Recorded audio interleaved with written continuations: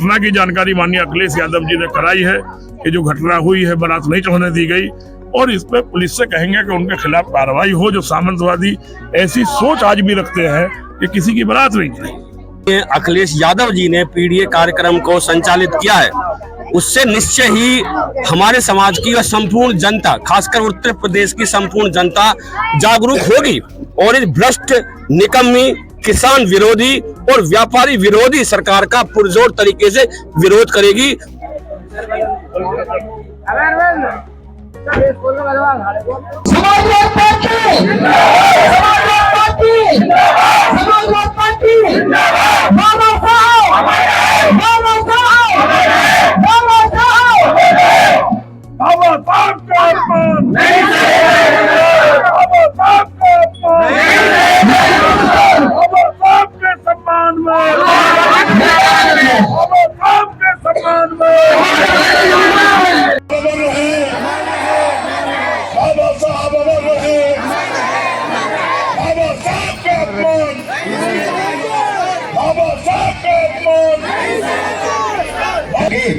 अपने अपने घरों तक पहुंचा सकती थी, पर केंद्र में बैठा चौकीदार इस काम को करने में असफल रहा। ऐसी निकम्मी सरकार हमें नहीं चाहिए। हमारे बच्चों को रोकना चाहिए, उन्हें शिक्षा चाहिए, समानता का अधिकार चाहिए, पर वो कहाँ है? वो दूर दूर तक भी दिखाई नहीं दे रहा। एक दौर था जब अपने बच्चों के लिए आपने भी वो दौर देखा है और मैंने भी वो दौर देखा है कि बालिका आवासीय विद्यालय गई थी। वो क्यों करी गई थी कि जो धनाढ्य वर्ग हैं उनके बच्चों के साथ आप समकक्ष खड़े हो सके और ये कह सके कि हम उनके बराबर भी पढ़े लिखे हैं। बीजेपी के अलावा जितने भी सरकारें यूपी में रही हैं, सभी ने समुचित उस बालिका और बालक आवासीय विद्यालय पर गौर किया। आज घूम रहे हैं, रोजगार के लिए कंपनियों में पहुंचते हैं तो कंपनियों में भी समुचित रोजगार नहीं है। जब हमारे पीएम साहब ये बात कहते हैं कि भाइयों और बहनों, तो लगता है ऐसे ही पता नहीं कौन सा आपातकाल आने वाला है रात के 12 बजे। उस समय पर गरीबों की लाठियों पर, गरीबों की पीठों पर लाठियां पड़ी थी। अखिलेश यादव जिंदाबाद, जय भीम, जय समाजवाद। अपना जो है नहीं रह पाएगी, क्योंकि आज जो जितना परेशान अल्पसंख्यक और यादवों को किया जा रहा है, उतना परेशान हिंदुस्तान की तारीख में आज तक किसी भी सरकार ने ऐसा चलन नहीं चलाया जैसा कि ये सरकार चला रही है। बाबा साहेब भीमराव अम्बेडकर के नाम लेने पर ही ये जो है बारात तक नहीं चलने देते हैं, घोड़े से उतार देते हैं और उसके साथ में मारपीट अभी धमराव में आपके बराबर में की है। सबको पता है, माध्यम से, ये अखबार के माध्यम से नहीं आ रही है, लेकिन सोशल मीडिया का जमाना है, इससे आपको सब पता रहती होगी। मैं नाजिम बेग अपने चैनल में सभी दर्शकों का स्वागत करता हूं। आप देख रहे हैं आपका अपना चैनल बिग न्यूज 7। मेरे साथ निरंतर बने रहिए, क्योंकि हम अनूपशहर बुलंदशहर विधानसभा के गांव मांगलोर में मौजूद हैं, जहां हमारे साथ मौजूद हैं जिला अध्यक्ष मतलूब अली जी, हाजी अख्तर साहब और यहाँ संभावित अनूपशहर से प्रत्याशी समाजवादी से योगेश प्रधान जी। तो मेरे साथ सबसे पहले मतलूब जी हैं, मैं उनसे जानकारी करूंगा आज क्या कार्यक्रम हुआ है अध्यक्ष जी, और किस कार्यक्रम को पीडीए की जो पंचायत हुई है क्या कहना चाहते हैं? नाजिम भाई, पहले आपका बहुत बहुत धन्यवाद आपके चैनल का। आज पीडीए जन पंचायत का कार्यक्रम मांगरोल में था। योगेश प्रधान जी ने मीटिंग का आयोजन किया और ये भूरा है जाटव जी जी, ये बहुत अच्छा है, होनहार, इन्होंने बड़ी मेहनत करके, क्योंकि ये हमारा 27 जनवरी से चल रहा है और ये आगे भी चलता रहेगा कार्यक्रम। जो लोकसभा में देश के गृह मंत्री आदरणीय अमित शाह जी ने बाबा साहब पे जो अभद्र टिप्पणी की थी, उसी के विरोध में समाजवादी पार्टी पूरे उत्तर प्रदेश में जन पंचायत के माध्यम से लोगों को जागरूक कर रही है। और ये मांग करते हैं आपके चैनल के माध्यम, जब तक गृह मंत्री जी भारत की जनता से माफी नहीं मांगेंगे जो उन्होंने अपमान किया है बाबा साहब का, तब तक ये आंदोलन और ये मुहिम हमारी ये पंचायतें जारी रहेंगी। अध्यक्ष जी, अभी एक घटना घटी है बुलंदशहर में और निश्चित घटती रहती है कि धमरावली में एक जाटव समाज की बारात को चढ़ने नहीं दिया, उसके बारे में क्या कहना जाए? देखिए, देश की 75 साल हो गए आजादी को, 76वां गणतंत्र दिवस हमने मनाया है, लेकिन आज भी अगर सामंतवादी लोग किसी की घोड़ी पे चढ़ने पे, किसी के मूंछ रखने पे, किसी ने अच्छे कपड़े पहन लिए उसमें अगर ये हरकतें करेंगे तो फिर लोकतंत्र खतरे में है। क्योंकि जो सरकार है डबल इंजन की, वो सरकार मनवादी सोच की सरकार है, वो पिछड़े दलित अकलियत के विरोध की सरकार है। इसीलिए नई नई घटनाएं हो रही हैं, कहीं अकलियत के लोगों के साथ होता है, कहीं दलितों के साथ होता है, कहीं पिछड़ी जाति के साथ होता है।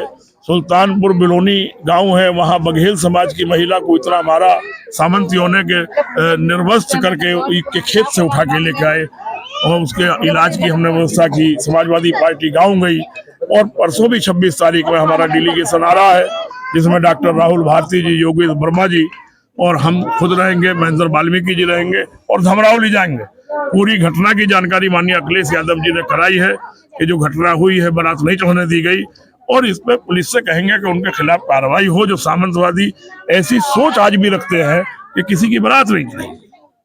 अजय सर जी, क्या कहना चाहते हैं इस पीडीए कार्यक्रम को लेकर? आज हमारा जो ये पीडीए कार्यक्रम के अंतर्गत हम यहाँ आए हैं, उत्तर प्रदेश समाजवादी पार्टी में जो है गांव-गांव, जन-जन, हर विधानसभा में पीडीए पंचायत चल रही है।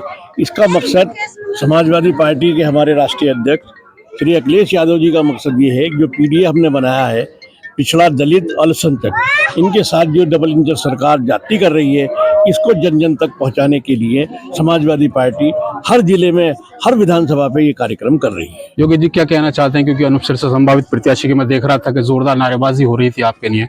मैं यही कहना चाहूँगा कि वर्तमान सरकार की खामियों को जनता के सामने पहुंचाने के लिए जो हमारे माननीय अखिलेश यादव जी ने पीडीए कार्यक्रम को संचालित किया है, उससे निश्चय ही हमारे समाज की और संपूर्ण जनता, खासकर उत्तर प्रदेश की संपूर्ण जनता जागरूक होगी और इस भ्रष्ट, निकम्मी, किसान विरोधी और व्यापारी विरोधी सरकार का पुरजोर तरीके से विरोध करेगी और जनमानस 2027 में हमारे भाई अखिलेश यादव को मुख्यमंत्री के तौर पर देखना चाहता है।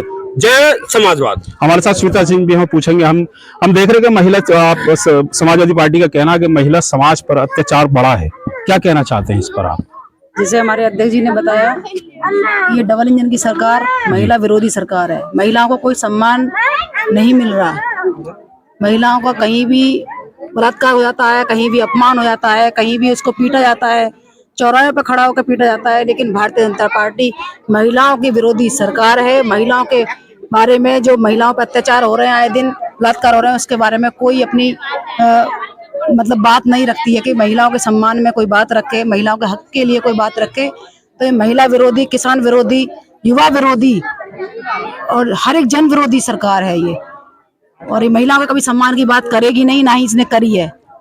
तो मैं तो यही कहूंगी आपके चैनल के माध्यम से कि 2027 में जैसे लोकसभा चुनाव में हमारे दलित समाज ने साथ दिया था, तो मैं भी ये आश्वासन देना चाहूंगी कि मैं भी एक दलित महिला हूं, तो मैं आश्वासन देना चाहूंगी 2027 में माननीय अखिलेश यादव मुख्यमंत्री के रूप में आ रहे हैं। चलिए, समाजवादी डेलीगेशन तो जो बता रहा था कि 2027 में बदलाव होने जा रहा है, बदलाव में उत्तर प्रदेश के सूबे के मुख्यमंत्री अखिलेश यादव पुनः मुख्यमंत्री बनने जा रहे हैं, कहना है समाजवादी पार्टी के संग। चलिए मेरे साथ अब कार्यक्रम की ओर लेके चलता हूँ। योगेश प्रधान जी संचालन कर रहे, चौधरी चंद्रपाल सिंह जी प्रदेश सचिव।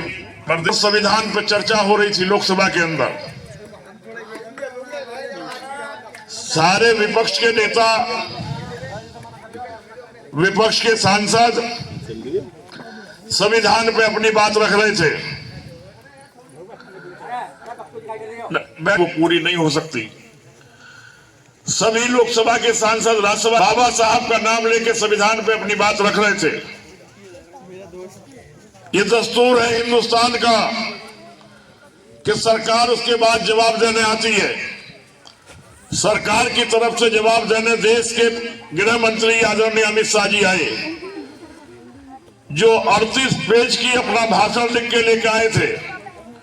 1 पेज का नहीं था, 2 का नहीं था, 4 का नहीं था, 20 का नहीं, 38 पेज की स्पीच अपनी लिख के लेकर आए थे। एक आध बार आदमी की जबान रपट सकती है, वो बुद्धा सिंह को बुधवा कह सकता है, लेकिन इस देश के गृह मंत्री ने 8 बार लोकसभा में कहा अंबेडकर अंबेडकर अंबेडकर। जितनी बार आपने बोला है, ये विपक्ष के सांसदों को कहा कि जितनी बार आपने अंबेडकर का नाम लिया है, अगर भगवान का नाम लेते तो स्वर्ग मिल जाता। हमारे नेता अखिलेश यादव ने, जो पीडीए के जनक है, उन्होंने उसी वक्त लोकसभा में अपने इंटरव्यू में कहा कि आजाद हिंदुस्तान में बाबा साहब पिछड़ों के, दलितों के, अकलियत के, आदिवासी के, कमजोर के, वंचित के भगवान थे, भगवान हैं, भगवान रहेंगे।